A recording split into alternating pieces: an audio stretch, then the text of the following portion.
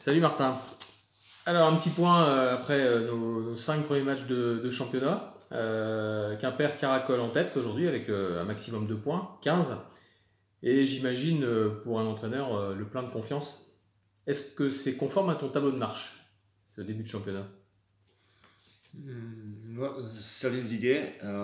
Merci pour la question parce qu'en fait ça résume, je dirais, le cours du championnat. C'est vrai qu'au niveau des points dans le tableau, au niveau du classement, on peut être content, mais il faut dire aussi qu'en fait on n'a pas fini je dirais, la première partie du championnat, donc ça veut dire tous les matchs aller. Il y a des grands matchs qui nous attendent, donc avec une pronostic pour la saison plus précieuse. Je dirais qu'il faut attendre vraiment à la fin des matchs aller pour qu'on puisse se faire une idée vraiment des équipes qui sont en face de nous, comment elles ont recruté en fait au mois de juin, au mois de mai, pour préparer cette saison, parce que pour le moment, comme on n'a pas fait la confrontation directe, on ne peut pas dire plus précisément où est-ce qu'on se situe. Voilà. D'accord. Depuis le début de saison, moi je trouve que donc, Quimper a fait preuve de grosse maîtrise pendant une bonne partie des rencontres, mais aussi des gros relâchements qui auraient pu lui coûter cher d'ailleurs, comme contre Calais le dernier match. Comment tu expliques cette variation dans le jeu, dans les situations?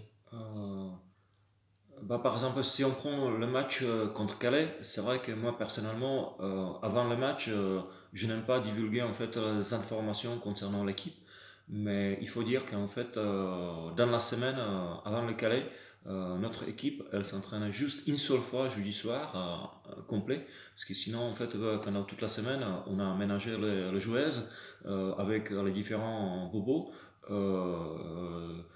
Qui étaient en fait dans les mains de staff médical. Et c'est vrai que contre Calais, en fait, par exemple, juste si je prends le niveau de service, on a dû en fait donner les consignes au service à Barbara Gambova qui a dû se ménager, ainsi que Kim Robitaille, et troisième personne c'était Vendula Mirkova. Donc si on voit qu'en fait sur les 6 joueuses qui passent au service, 3 avaient la consigne en fait de gérer leur niveau de service, de diminuer leur force au service. Donc ça nous diminue un petit peu en fait notre point de pression, parce que je pense qu'en fait notre service, notre qualité de service est pas mal. Donc à tout à coup, en fait, on a mis beaucoup de pression sur notre secteur bloc défense. Et c'est vrai qu'on a subi en fait d'un certain moment la pression des attaques, les joueuses de Calais. Mais ce que je retiens surtout, qu'en fait, on a su, je dirais, surmonter ce moment-là. Et notamment au quatrième set, on a su montrer en fait notre force mentale, même si en étant diminué un petit peu physiquement, on a su en fait pencher la balance sur notre côté et ainsi gagner ce match-là à 3 points. Ouais, donc c'est plus de la gestion, quoi, de la gestion Oui, pour éviter des pépins physiques oui, plus sur, importants. sur ce match-là, c'est vrai que personne ne le savait avant le match, parce que bon, je ne veux pas informer l'entraîneur des équipes adverses non plus Ouais, ouais. de notre état, mais là, il faut que je sois derrière mes joueuses, parce qu'en fait, les joueuses, c'est vrai qu'elles n'étaient pas toutes à 100% de leur capacité. Donc ça nous rajoute, je dirais, un petit peu plus de la confiance pour le match à venir. euh, dans le cadre, si tout le monde est vraiment à 100%, qu'on peut faire de belles choses dans le championnat. D'accord. Autrement, bah, on sent aussi un réel potentiel dans l'équipe, des individualités qui sont fortes, qui sont prêtes à batailler pour atteindre les playoffs dans un premier temps.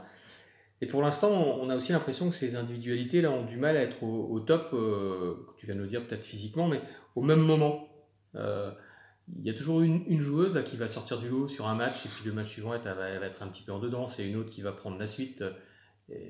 Qu'est-ce qui fait que, pour l'instant, on ne voit pas ce collectif-là qui a vraiment du potentiel jouer à ce top niveau tout le monde en même temps? Euh, hum, je dirais, c'est vrai qu'en fait, je dirais la machine pour le moment, euh, elle ne tourne pas à plein régime. Euh, hum, euh, Ce qu'il faut dire, qu'en fait, hum, les joueuses sortent. C'est vrai que quand il faut, au moment donné, bah, elles sont capables de sortir vraiment quelque chose d'extraordinaire, mais en même temps, elles font des fautes qu'elles ne devaient pas faire, notamment dans le jeu intermédiaire. Des fois, on fait les fautes de jeu, je dirais, de juniors, mais je pense que aussi ça va avec la capacité de concentration. Surtout, on en a déjà parlé à l'intérieur de l'équipe, qu'après la pause, donc après le deuxième set, quand on rentre dans le vestiaire, on revient, on s'est dit qu'on sera concentré pour l'entrée au troisième set, mais pourtant c'est pas le cas, parce qu'en fait, même dans notre position, je dirais, mère en réception, on prend en fait 6 points enfilés dans la même rotation que normalement on doit pas prendre. Donc il y a vraiment des situations sur lesquelles en fait on peut retirer la leçon, mais je pense que sur ces situations-là, on travaille pour que dans le futur on soit plus performant que ça. Ouais. Si tu avais deux choses à retenir là, pour le match contre Calais, un point positif et un point, on va dire, négatif, ce serait quoi? Bah, je vais commencer par le point négatif. En fait, je viens d'en parler un petit peu. C'est vrai qu'en fait, à l'entrée de troisième set, pour moi, en fait, juste la première rotation où on a en fait nos meilleures réceptionneuses en position 6-1. Normalement, on doit tourner cette rotation-là, je dirais si pas tout de suite, au bout de 2 points, maximum 3 points. Mais on utilise 6 points pour qu'on on tourne cette rotation-là. Mais ça tombe pas seulement sur les réceptionneuses attaquantes, ça tombe aussi sur les joueuses qui sont en bout de filet. Donc ça veut dire, à ce moment-là, c'était par exemple Vendula Mirkova qui était en 4, qui a fait 2 attaques approximatives et une faute ensuite. Donc ça met tout de suite l'adversaire en confiance. Et comme ça, nous, par contre, on perd en fait un avantage, je dirais psychologique, qu'on a gagné pendant les premières 2 sets, on perd cet avantage-là et on a du mal à récupérer. On la récupère à la fin du troisième set qu'on arrive à remonter le score, mais c'est trop tard. Et au quatrième set, on démarre bien, mais peut-être pour moi, c'est un deuxième point négatif, qu'après un bon démarrage au quatrième set, pour un espace de 6-8 minutes, on perd totalement en fait les pieds sur terre et on flotte, je dirais, sous l'eau et à tout à coup, on ne sait pas en fait mettre la balle par terre. L'adversaire il se met en confiance et il prend une avance jusqu'à 23-17.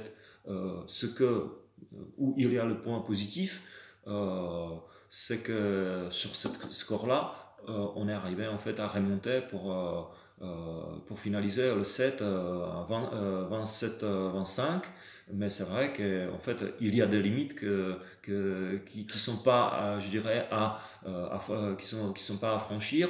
Et nous, on se pousse déjà vers cette limite-là. On a déjà, en fait, on a fait déjà la preuve de cette force mentale à Clamart lors du quatrième set. Là-bas, on était mené 18-11, je crois, et on a réussi à gagner le set quand même. Cette fois, c'était contre Calais, mais je pense pas qu'il faut il faut essayer en fait titiller en fait je dirais à la chance un petit peu plus loin parce qu'en fait ça peut nous coûter en fait les points dans le tableau voire la victoire dans le match lui-même.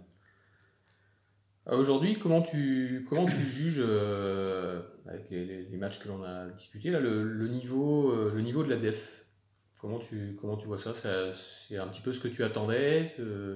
Tu es surpris par le niveau de la division? Comment tu vois ça?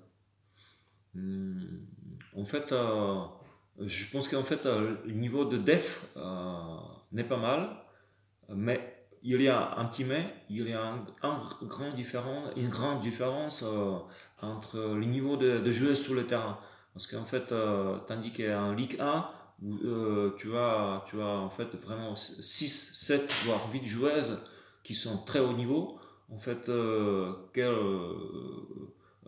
sur lesquelles les entraîneurs peuvent compter à tout moment. Mais tandis qu'en def, on a des joueuses en fait, qui ont très bon niveau, qui sont sur le terrain, mais aussi on a des joueuses en fait, où le niveau est à peu près, je dirais, moyen. Donc, tout à coup, en fait, dans une équipe, on peut avoir vraiment une très bonne joueuse avec une très belle performance, mais tandis qu'en fait, on a une joueuse, on peut dire, qui traîne les pieds un petit peu, qui est le point faible de cette équipe-là. Donc, c'est ça la différence entre la première et la deuxième division. Ouais, l'homogénéité quoi, Voilà, dans voilà, les à équipes, mon quoi. avis, c'est le mot exact. Ouais. Euh, et je pense qu'en fait, dans notre but, c'est justement, comme tu disais dans une de tes questions, en fait, de mettre toutes les joueuses, nos joueuses, à peu près sur le même niveau de performance pour qu'il n'y a pas en fait le point faible dans notre équipe. Ouais. Alors le prochain match, donc, comme on l'a dit tout à l'heure, c'est le 23 novembre à Sens contre une belle équipe d'ailleurs qui actuellement est deuxième. Pour toi, est-ce que c'est déjà un tournant pour les playoffs?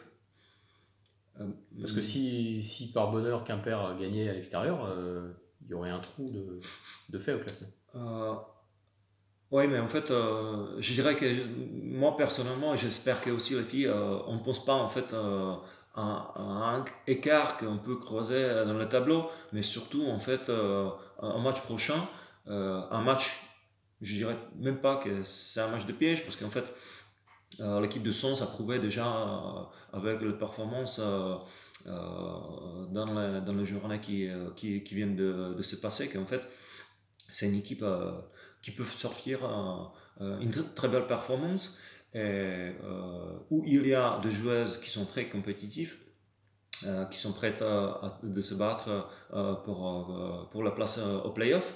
Et surtout chez eux, je pense que ce sera vraiment une équipe très dangereuse. Il faut se super bien préparer en fait physiquement, sportivement, mais aussi mentalement sur ce match-là, parce que ce match-là sera très difficile. Et en même temps, je dois rajouter que jusqu'à la trêve de Noël, bah, il nous reste, si je compte bien, ça veut dire 4 matchs, 4 matchs. Et on a, en fait, je dirais que le suivi, en fait, cette première partie de la saison, euh, c'est exactement ce que va se passer dans la deuxième moitié. Donc, on a un championnat et ensuite, on a 4 matchs dans le playoff. Ça sera 6 matchs à faire où il faut faire un maximum de points et il faut sortir, en fait, avec la tête haute de cette 4 rencontres. En playoff, ça sera 6 rencontres. Donc, j'aimerais bien, en fait, utiliser ce modèle-là comme la préparation pour playoff pour que en fait on prend un maximum de points sur ces 4 matchs là et aussi sur un maximum de victoires bien sûr, Être sur une bonne dynamique, quoi. et être sur une bonne dynamique. Et ben écoute, on va suivre ça à distance et puis on sera derrière l'équipe pour, espérons-le, une nouvelle victoire. Merci Martin. Et merci beaucoup.